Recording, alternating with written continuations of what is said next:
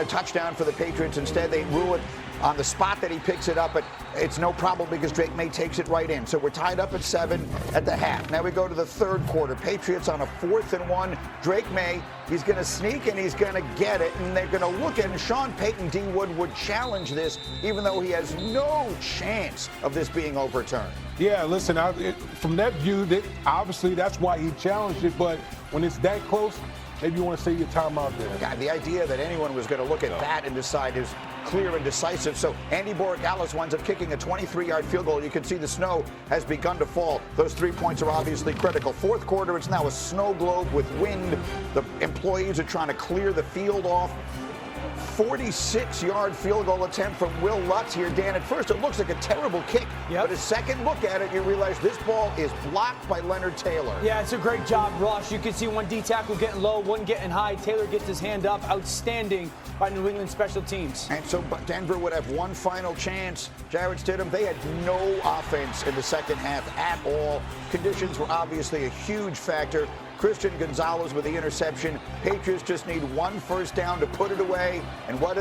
They keep it in the hands of their quarterback. Yeah, this is an outstanding play call by Josh McDaniels and Drake May. Just the ability to get on the edge, get the first down. Great play call, great execution. Strange second half in which the weather was such a factor, but in the end, the celebration. Stephon Diggs is going to the Super Bowl. Mike Vrabel's going back to the Super Bowl. In his second year, Drake May is going to the Super Bowl. Warriors! Gotta play! Celebrate tonight, and then tomorrow it's how are we going to win the next game. The next game is the Super Bowl. Vrabel helping orchestrate one of the great turnarounds of all time. The Patriots are the 6th team to make the Super Bowl after having 5 or fewer wins the previous season. The last team to win the Super Bowl in that scenario was the Patriots in 2001 in what was Tom Brady's second year. As for the Broncos, lots of questions, particularly about going for it on that 4th down in the second quarter. Here's Sean Payton. There's always regrets. You know, I felt like, here we are, 4th and 1. We felt close enough that, and it's also a call you make based on the team you're playing and how what you're watching on the other side of the ball. So yeah, there'll always be second thoughts.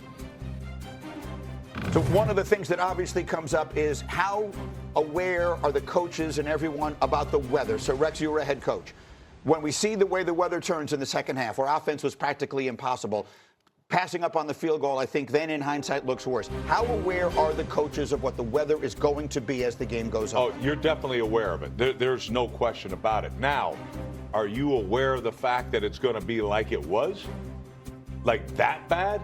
I don't think so. Because, hey, we got really bad weather coming in at this time. Right. You know it's coming. But do you really know it's coming in like that? And look, on this call here, I hated the call right here because you got to assume you're going to get pressured here. They're turning guys loose. You got a backup quarterback that was absolutely horrendous in this game. So I never liked the call itself. But to Sean Payton's credit, right? Like he's sitting back and he's got all these little nerd dudes, analytic nerds that how I feel about them. Yes. They're the ones piping in, let's go for it. Analytics says, let's go for it at 52%. Oh, I don't care what it says. Coaching is an art. It's not a science. And you got to understand, points are going to be at a premium here. And so to me, and of course, I get it. I can sit back and say, oh, yeah, kick it because he missed it.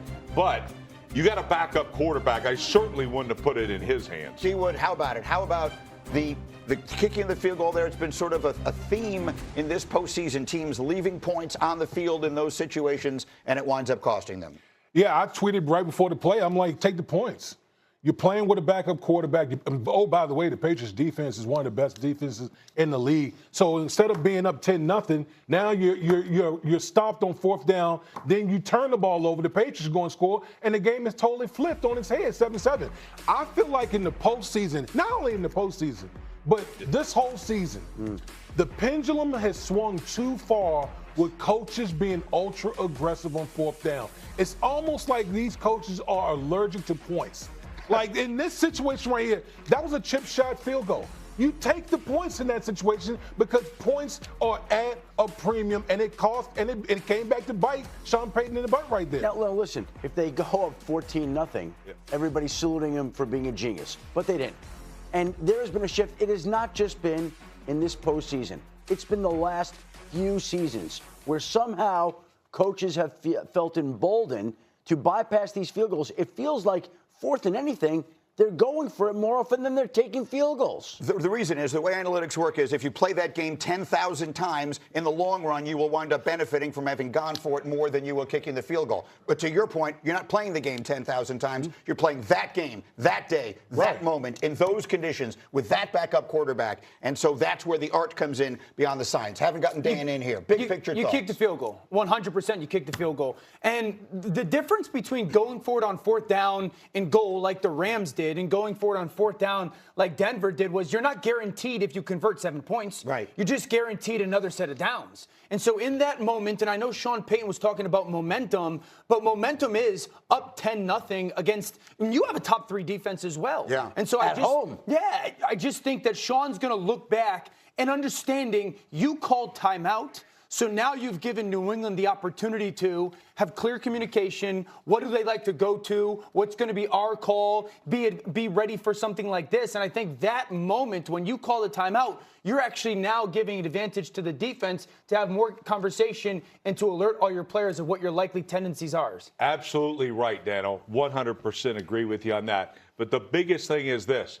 If I have Matt Stafford at quarterback, I'm going for it. I agree. If I got a backup quarterback, that's why I agree. There's no way in hell. Like, that's where analytics doesn't say that. Oh, Matt Stafford. Okay, we're going to go for it. I think the Rams made the right decision to go for it. I think the Broncos made the wrong decision to not kick it. And so at the end of the day, if you're the Broncos, and this is why I said this is the one you're never going to get over, you give up the 3 points, or you pass up the 3 points in the first half, you hand New England their only touchdown of the game, and you wind up losing 10-7. Yeah, and you missed 2 field goals. That's a very tough one to swallow. Final word from Shefty. Listen, that's something that's going to stay with them for a long time. It's hard to get to that spot. They were the number 1 seed. I also think it's the kind of thing late in the 4th quarter, Bo Nix was not there to pull out his magic. Yes, they would have been smoked by the Seattle Seahawks. We'll see. We're going to find out now how New England is going to do. Coming up.